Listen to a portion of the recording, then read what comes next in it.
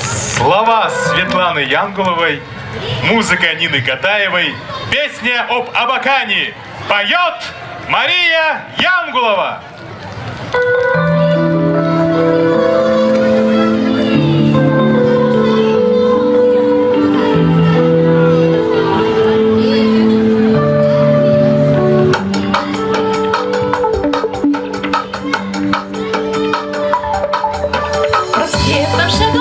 Шагаю, и слышу, как сердце поет.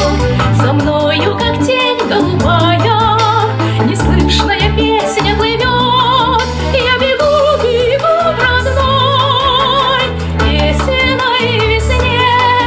Абакан мой, я с тобой счастлива вдвойне. Я бегу, бегу в родной песенной весне.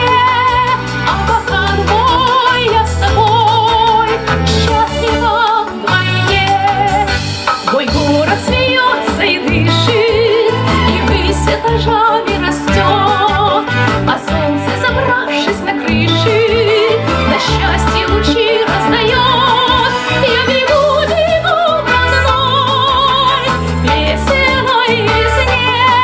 Абакан мой, я с тобой счастлива вдвойне.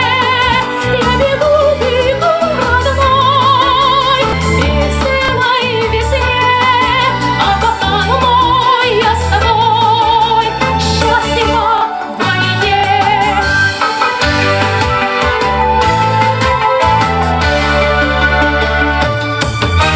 Его по счастливой примете узнает любой человек.